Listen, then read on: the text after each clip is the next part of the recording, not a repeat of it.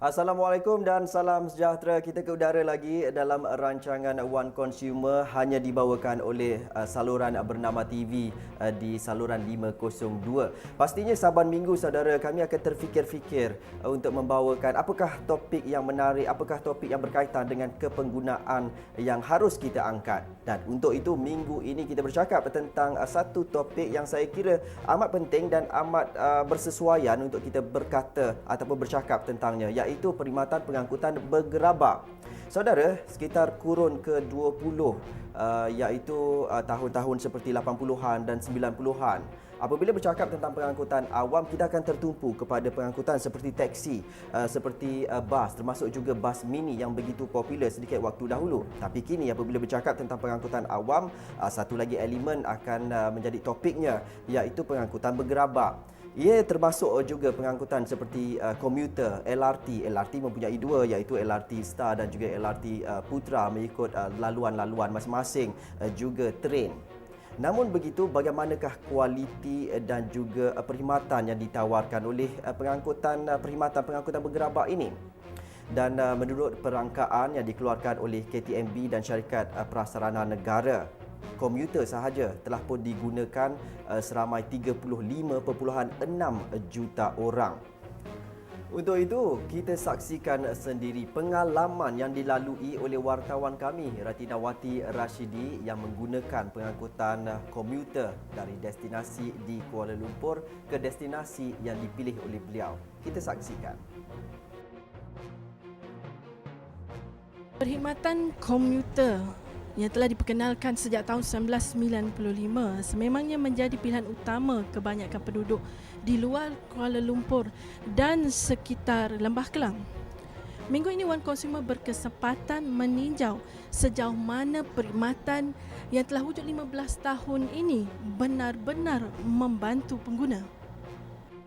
Menurut catatan Kereta Api Tanah Melayu Berhad KTMB, bulan Januari hingga November 2009, perkhidmatan ini telah dinaiki oleh 31,671,146 penumpang yang berulang-alik dari pelbagai destinasi. Kedengaran besar jumlahnya, tetapi ramai juga yang merungut dengan perkhidmatan yang ditawarkan.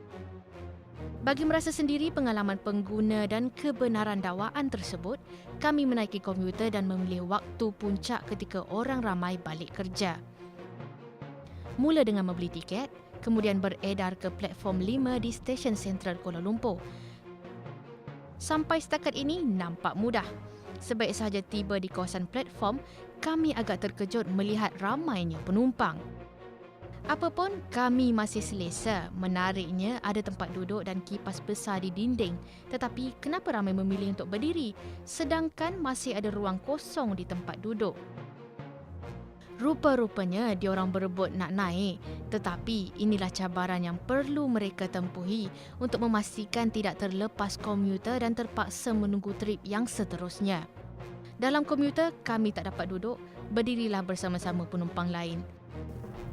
Demikian tadi laporan yang telah pun dibawakan oleh wartawan kami, Ratinawati Rashidi. Kepada anda yang ingin turut serta dalam perbincangan kami untuk kali ini, jangan lupa nombor telefonnya 0326937008, atau anda boleh hantarkan email terus kepada kami di oneconsumer@bernama-tv.com.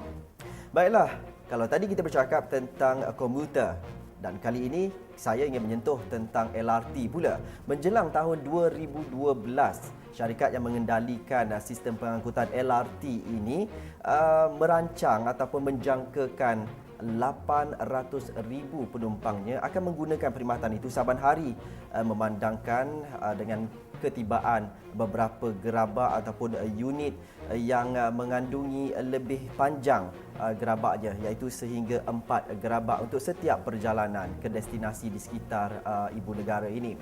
Justru itu, ia merupakan satu berita yang menggembirakan masyarakat pengguna kerana masalah kesesakan di dalam train, masalah kelewatan mengikut jadual dan sebagainya dijangka akan dapat diperbaiki. Namun sejauh manakah perkara itu akan benar-benar berlaku? Untuk itu kita saksikan juga laporan ataupun pandangan masyarakat awam tentang perkara ini.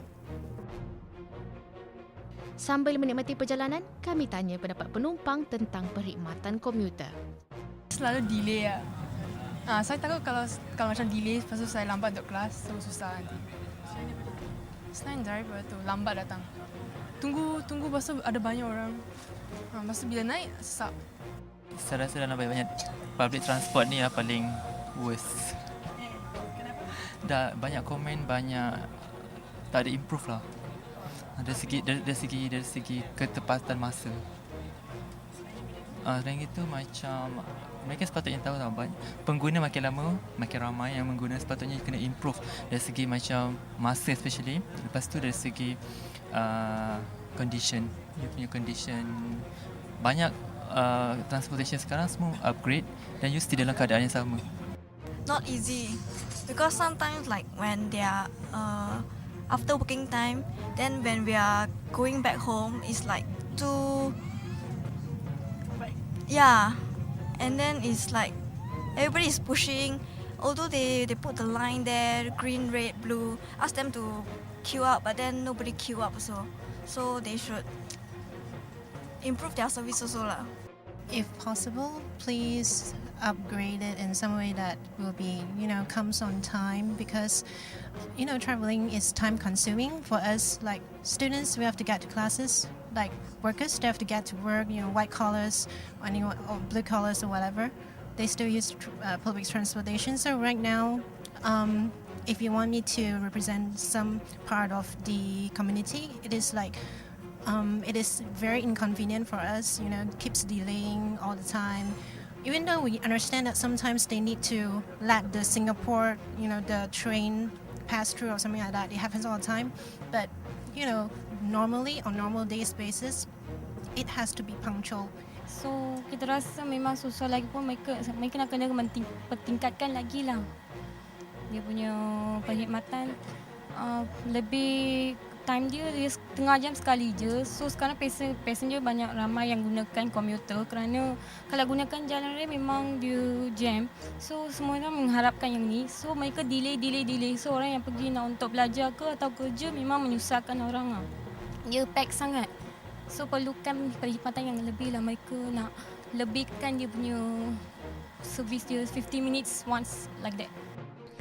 Usai bertanya, perhatian kami beralih kepada sebuah keluarga dan melihat bayi menangis dalam dakapan ibunya. Berdiri, dua lagi anak lelaki turut berdiri. Kesian, tiada sesiapa pun sudi menawarkan tempat duduk untuk wanita itu. Dek kerana memikirkan kepentingan sendiri, ada pengguna yang kurang prihatin dengan penumpang lain, apatah lagi jika penumpang tersebut datang dari luar. Perjalanan dekat mungkin okey untuk penumpang berdiri, tetapi bayangkan jika perjalanan tersebut menjangkau ke Pelabuhan Klang atau Seremban. Tinjauan kami hanya setakat ke stesen Petaling dan berpatah balik ke stesen Sentral Kuala Lumpur untuk melihat bagaimana pula keadaannya penumpang menghala ke laluan Rawang dan Sentul. Sesak, lama dan menyusahkan. Jika ini keadaannya, lebih baik naik kereta. Ini pengalaman saya sehari. Tetapi bagaimana pula kepada mereka yang menggunakan perkhidmatan rel ini setiap hari? Apa agaknya perasaan mereka? Ratinawati Rasidi, One Consumer.